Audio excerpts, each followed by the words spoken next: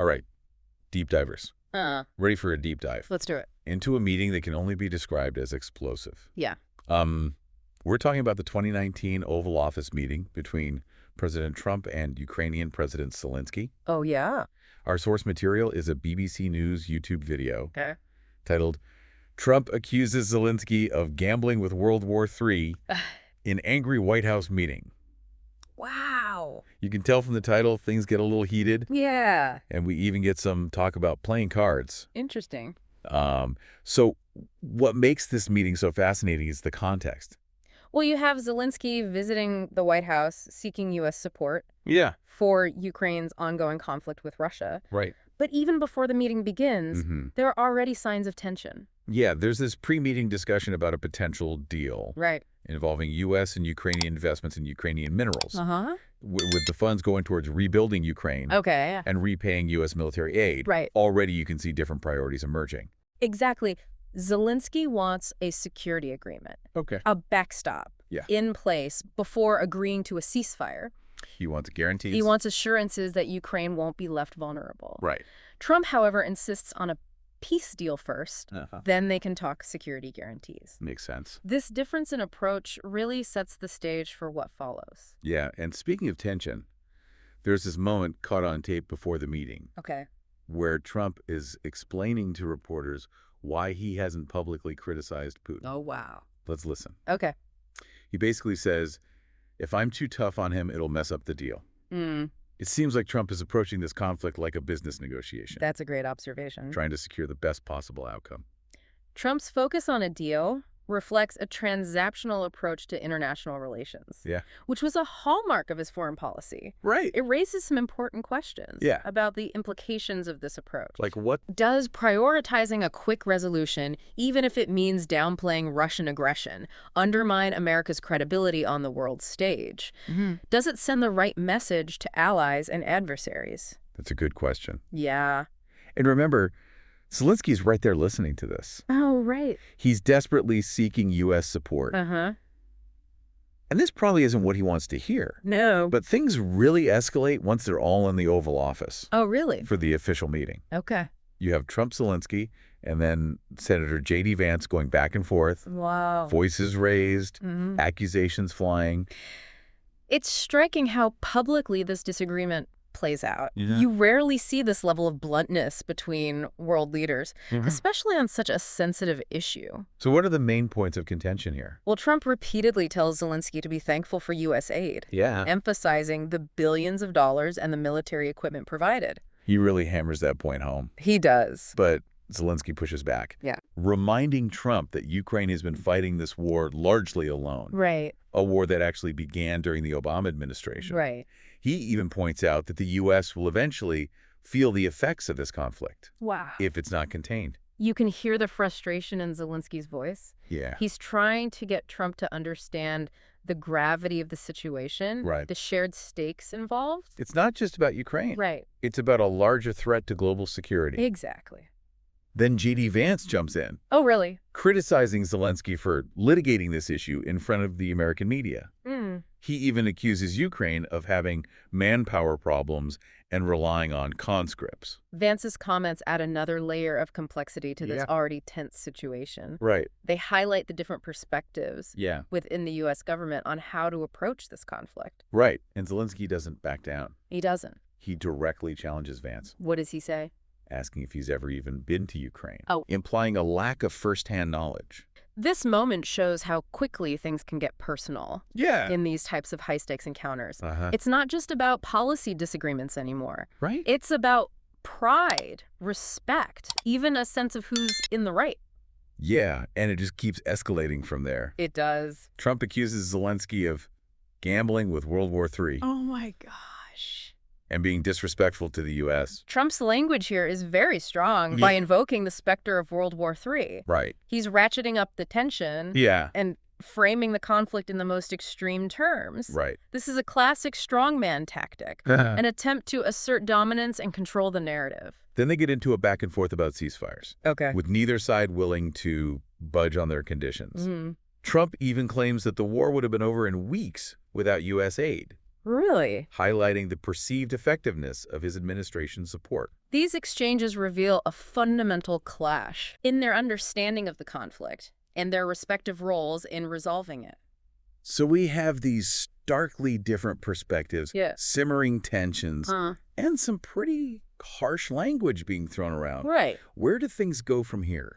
Well, in the next part of our deep dive, Okay. we'll explore some crucial audio clips All right. that provide even more insight Okay. into the power dynamics at play. Okay.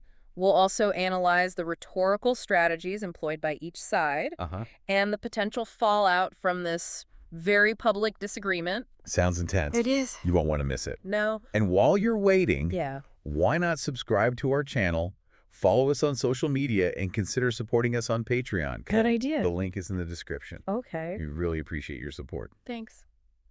Welcome back to our deep dive. So we just heard Trump emphasizing the amount of aid the U.S. has given to Ukraine, Right. but also making it clear that this aid isn't unconditional. What does that mean for both countries? Well, the dynamic of aid with strings attached seems key to understanding Trump's approach. I remember him saying something like, you got to be more thankful. Because let me tell you, you don't have the cards with us. Right. What are the implications of that kind of language? That's a crucial moment in the meeting. Yeah. Trump's language, particularly his focus on cards and deals, Right. reveals a transactional view of foreign aid, which was a significant departure from traditional approaches. In the past, foreign aid was often framed as humanitarian assistance or support for democratic values. Yeah. But here, it's presented as a bargaining chip, Exactly. the way to exert leverage. Right. So instead of a partnership based on shared interests, Yeah. it becomes more like a business deal, Okay. where each side is trying to get the best possible outcome. For themselves. Exactly. And that can have a chilling effect on diplomacy. Really? How so? It can create an environment of distrust Right. and make it difficult to find common ground. And remember, this is all happening within the context of the 2016 U.S. presidential election Yeah. and the investigations into Russian interference. Right. Some background for those who may not recall. True. There were allegations that Russia interfered in the election to help Trump win. Right. And these allegations were the subject of multiple investigations. Trump repeatedly denied these allegations, Okay. calling them a Democrat scam Wow. and claiming that Putin respected him. Right. And those domestic political concerns bleed into this meeting as well. They do? Trump ties the conflict in Ukraine to the investigations, Right. further complicating the situation. So he's deflecting blame. By bringing up these unrelated events, he deflects blame Right. and attempts to control the narrative. It seems like he's constantly trying to assert dominance to make it clear who holds the power. Yeah. And it's not just through his words, but also through this striking comparison he makes. What's that? Let's listen. Okay. He compares the javelins, the anti-tank missiles provided under his administration, Okay. to the sheets, Sheets. the non-lethal aid given under Obama. Wow. It feels almost like a deliberate simplification. The symbolism is quite powerful. Yeah. By reducing complex geopolitical issues to simple comparisons, Right. Trump reinforces his message of dominance and control. And it's also interesting to consider his repeated use of language related to cards and gambling. Yeah, it stood out to me too. He keeps saying that Zelensky doesn't have the cards in the negotiations. Right. It's like he's speaking the language of a high-stakes poker game. That language is revealing. Yeah. Given his background in business and his love of deal-making, it makes sense that Trump views everything through that lens. But applying that mindset to international relations can be risky Why is that? because it assumes that every interaction is a zero-sum game Right. where there's a winner and a loser. And the goal is to outmaneuver your opponent. Exactly, and that's not always the most effective way to build lasting relationships and achieve shared goals, Especially in the realm of diplomacy. especially in diplomacy. So we've seen Trump emphasizing U.S. aid, Right. using transactional language, and tying the conflict to his own domestic political narratives. Right.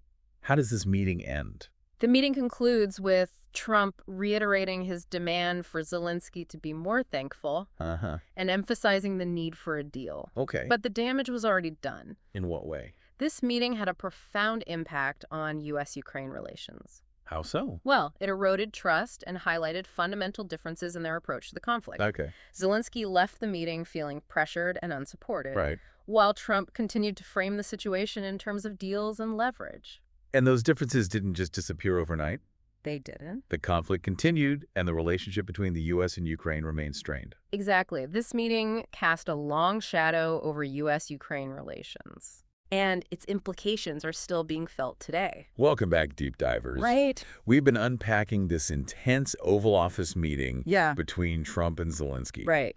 And it's clear that this wasn't just a diplomatic chat. No. This was a clash of personalities, priorities, and worldviews. Right. We've heard Trump talk about deals, cards, Mm-hmm. and the importance of being thankful for U.S. aid. Yeah. It seems like he's approaching international relations like a high-stakes poker game. That's a great observation, and it's not an isolated incident. It isn't. Throughout his presidency, Trump often employed this transactional approach to foreign policy. So instead of focusing on building long-term alliances Mm-hmm. based on shared values and mutual respect, Right. it becomes about maximizing short-term gains Yeah. and asserting dominance. Exactly. And while that approach might work in some business negotiations, it can be counterproductive in the realm of diplomacy. How so? International relations are built on trust, cooperation, and a recognition of shared interests. Trump's approach, with its emphasis on winning and deals, Right. often undermined those principles. And it created a lot of uncertainty for U.S. allies, Right.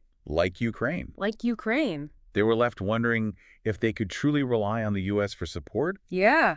or if their relationship was contingent on constantly proving their worth and expressing gratitude. Right. And that uncertainty can have real consequences. Okay. It can embolden adversaries who might see an opportunity to Yeah. exploit divisions between allies. Right. And it can make it difficult to coordinate effective responses to global challenges. So what are the lasting legacies of this meeting and Trump's broader approach to foreign policy?